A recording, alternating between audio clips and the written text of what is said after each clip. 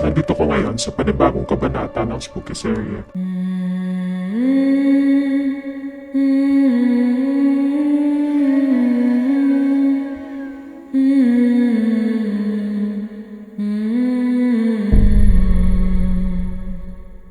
Kung meron kayong mga kwentong gustong i-share, pwede niyong i-post sa aking Facebook group. Ang link ay nasa TikTok bio ko or nasa description box, depende kung saan kayo nanonood. Okay, for the past few weeks, tayo ay nagla-live lamang kasi ang daming nangyayari sa buhay ko. Not to make this about politics, but lately, I have joined an organization called Creators Against Corruption. Marami akong mga bagay na pinaglalaban, okay? Gusto ko din naman maging example at maging boses para sa mga taong inaapi sa lipunan, sa mga taong napag-iiwanan ng lipunan. Ngayon, talamak ang issue ng corruption, especially tungkol sa flood control projects. Isa tayong channel na mostly horror ang pinag-uusapan. Nakakatakot ang mga multo, nakakatakot yung idea ng unknown, yung idea ng hindi mo nakikita. Pero para sa akin, mas nakakatakot ang mga buhay. Nakakatakot yung mga kurakot na yan na mga walang konsensya na kaya kang nakawan harap-harapan. Let's start! This one is from an anonymous member. Hello Ate Bebs, I just discovered your channel. I'm a work-from-home girly and ginagawa kong background music ang mga horror stories. And I enjoyed your spooky serye at gusto ko sanang i-share ang kwentong personal na naranasan ng kasamahan ko. Taong 2011, dumating ang pinakamatinding trahedya sa Iligan City, ang bagyong Sendong. Ito ang isa sa mga pinakamalupit na bagyo na tumama sa lungsod. Sumira ng daan-daang bahay, kumitil ng napakaraming buhay, at nag-iwan ng libo-libong nawawala na hanggang ngayon ay hindi pa rin natatagpuan. Ang kwentong ito ay mula sa isang kasamahan ko sa simbahan. Isang personal na karanasan na hanggang ngayon ay gumuguhit pa rin sa kanyang alaala. Noong gabing yun, parang karaniwang maulan lang. Pabugso-bugso ang ulan at dahil hindi naman kilalang bahain ang kanilang subdivision, maraming residente ang mapayapang natulog. Ngunit sa hindi inaasahan, ang mga troso at malalaking kahoy na inanod mula sa bundok ay naipon sa isang tulay. Tila ba gumawa ng pansamantalang dam? Hindi nagtagal, bumigay ang tulay at biglang rumagasa ang tubig. Wala nang oras para makapaghanda, halos buong subdivision ay parang hinigop at winosh out ng baha. Ang kasamahan ko kasamang kanilang pamilya ay nakaligtas lamang dahil nakatakbo sila at nakisilong sa kapitbahay na may ikalawang palapag. Ngunit habang ligtas sila sa taas, masakit pakinggan ang mga iyakan at sigaw ng mga taong unti-unting tinatangay ng agos.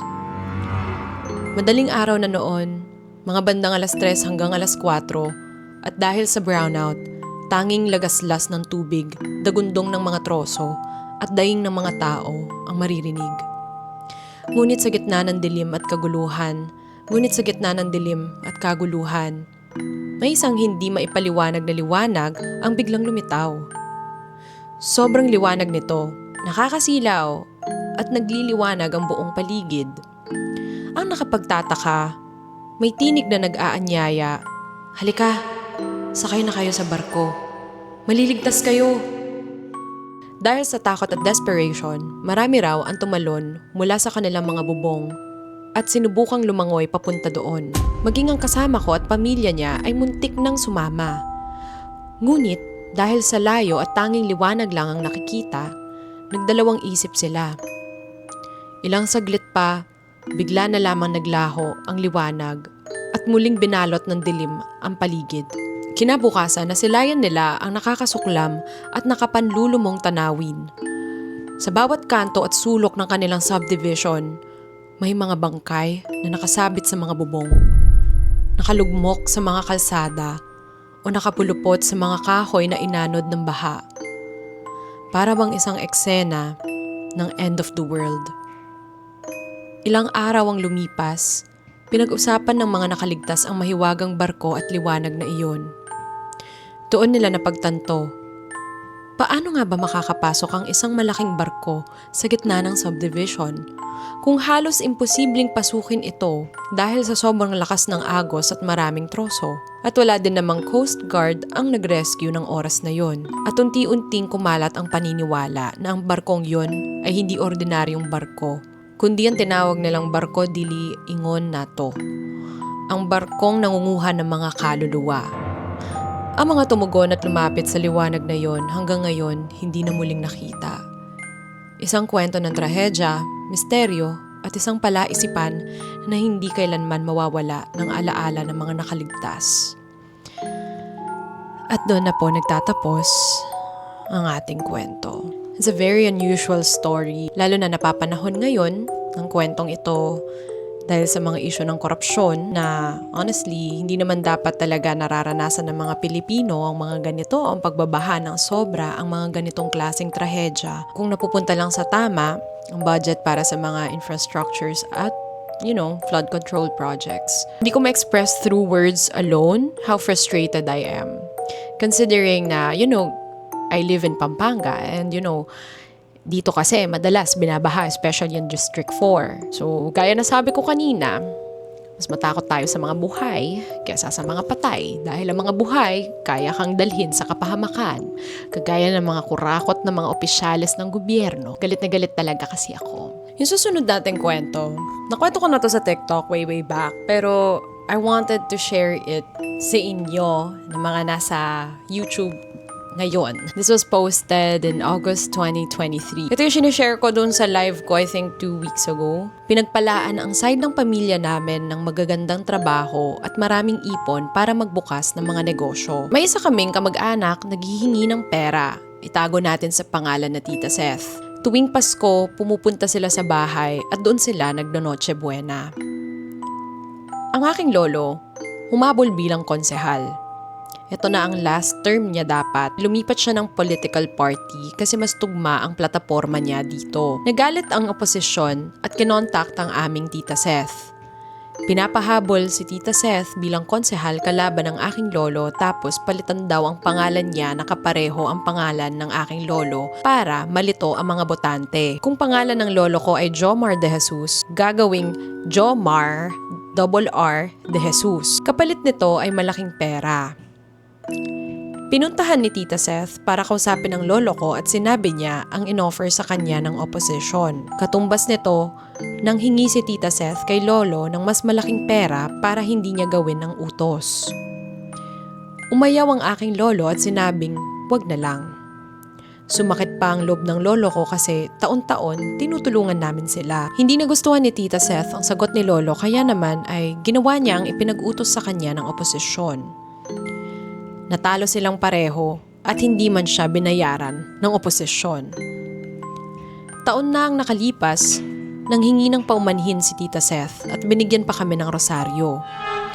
Gusto daw niyang ibigay ang rosaryo sa lolo ko in person, pero ang nanay ko na lang ang kumuha. Umalis na siya. Yung rosaryo na yon, nakabalot ng duct tape, foil at bubble wrap. Para sa isang rosaryo, ang uncommon lang ng packaging. Ginawa ng nanay ko, tinali niya ito sa may kulungan ng aso para protektahan daw sila. Iilang araw, nagkasakit ang aso namin na Shih Tzu at namatay. Bumubula ng dugo ang bibig. Nagtataka kami, bakit namatay? Malusog at aktibo naman siya at 5 years old pa lang ang aso namin.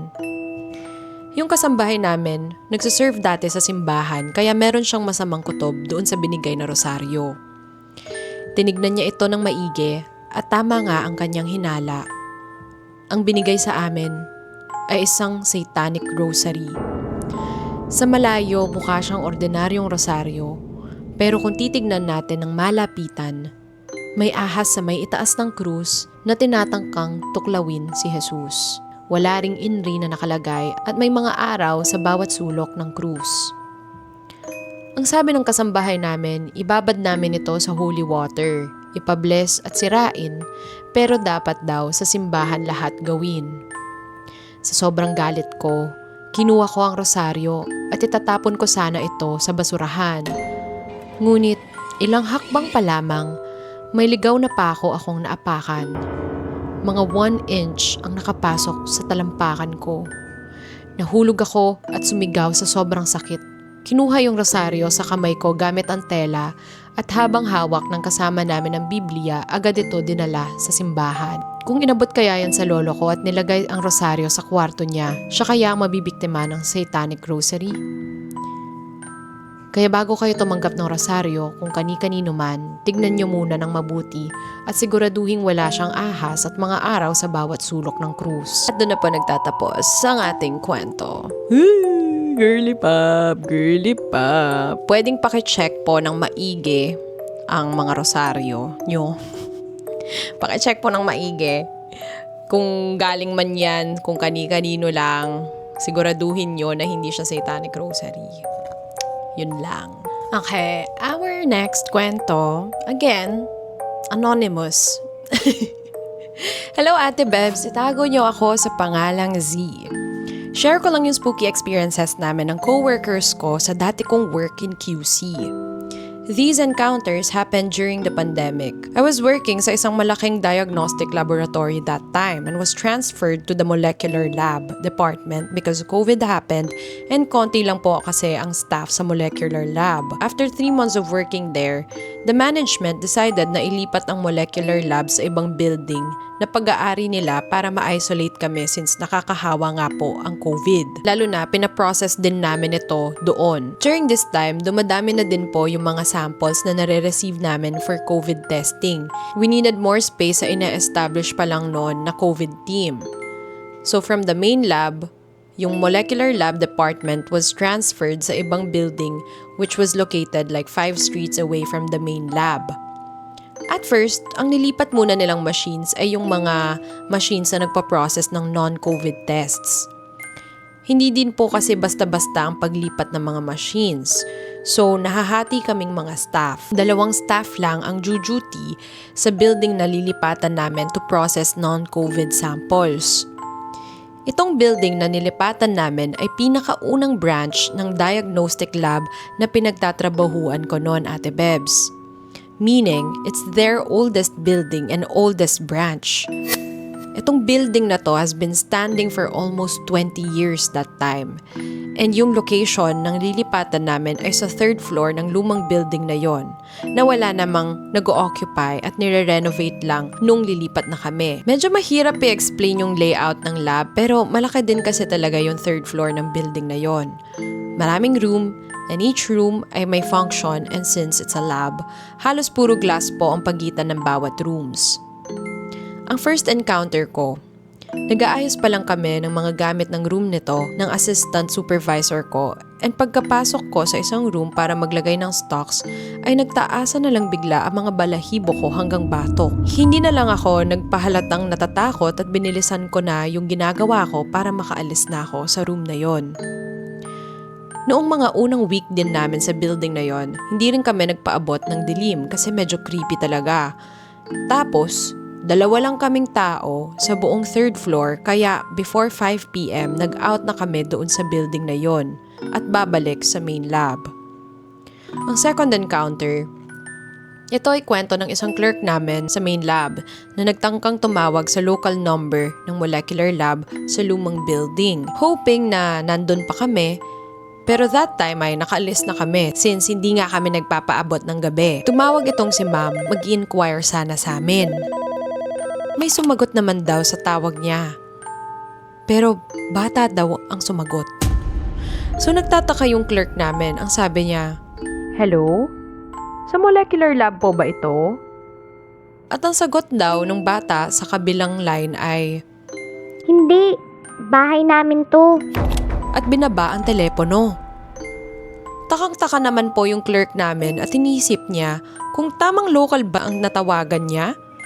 Pero imposible namang mali kasi kahit maling local ay wala naman dapat batang sumasagot sa kabilang linya. Ang third encounter, this time nakalipat na ang buong molecular lab sa lumang building.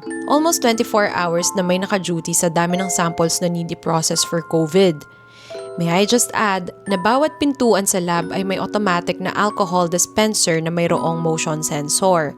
Meaning, kapag tinapat mo yung kamay mo sa ilalim ng dispenser, ay kusang magbubuga ng alcohol itong dispenser. Itong mga alcohol dispenser na to kung minsan, bigla na lang kusang nagbubuga kahit wala namang tao sa paligid. Sinabi namin yun sa supervisor namin. Sabi niya, baka dahil lang nagpa-fluctuate ang electricity. Sinabi niya yon para hindi na lang siguro kami matakot. Pero kasi, de baterya yung mga alcohol dispenser na yon. So, hindi yon electrical fluctuation. Fourth encounter. Merong bagong lipat na lab processor sa amin nung time na to from the other section sa lab. So, hindi pa namin siya masyadong close, pero we were all friendly naman sa kanya. Itago na lang natin siya sa pangalang May. Itong si May nagsabi sa amin na hindi siya makakapasok that night, graveyard shift. But around 8 p.m., nakita ng isang kasama ko si May na nakatayo sa locker room. Tanaw kasi namin yung locker room doon sa loob ng lab since puro glass lang ang division. Ang sabi niya sa akin, "Uy, si May oh, akala ko hindi siya papasok." Ako naman, sinilip din yung tinuturo niya at nakita ko nga rin si May na nakatayo sa locker room at nakayuko na parang nagpo-phone. Pagkatapos nun, pinagpatuloy na namin yung work namin. After a while, nag-open ng phone yung isang kasama ko and nakita niya na may chat yung dating supervisor ni May at tinatanong kung pumasok daw ba ito. Nag-reply naman siya na pumasok nga si May, pero late since nakita nga namin siya sa may locker room. Maya-maya, nag-reply ulit yung dating supervisor niya kung sigurado daw ba kami na pumasok. E di, nagtataka na kami kasi parang may mali. Hinanap namin si May to make sure na pumasok nga siya. Tinanong namin yung ibang kasamahan namin sa lab kung nakita ba nila si May, pero hindi naman raw. Chinek namin ang CR, wala rin siya.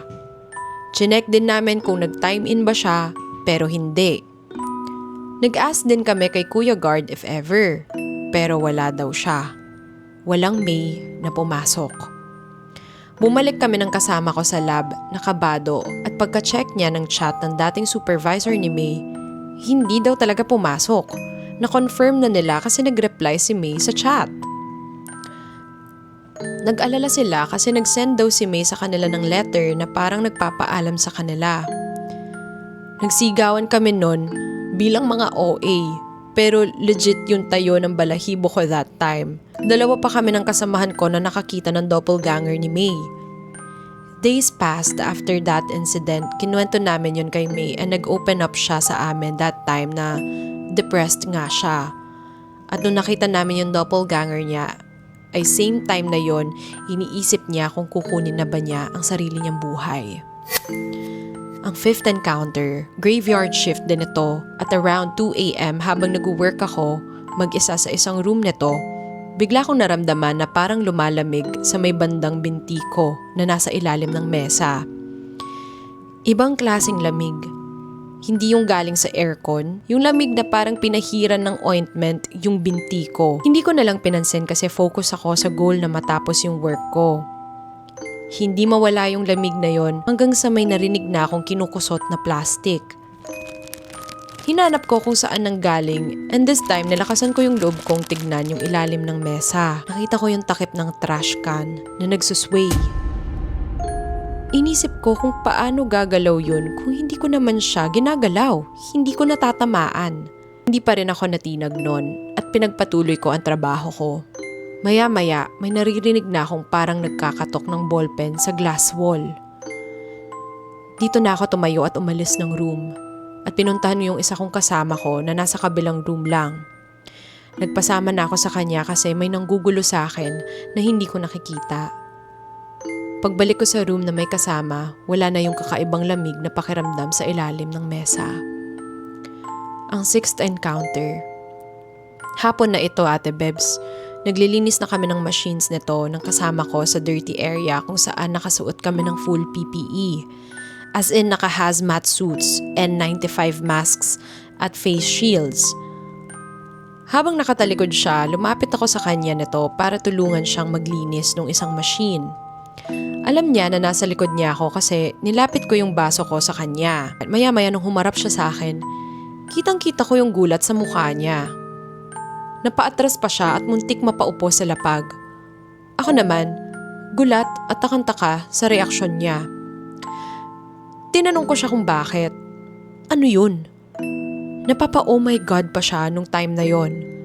Ang sabi niya, Alam niya naman daw na nasa likod niya ako.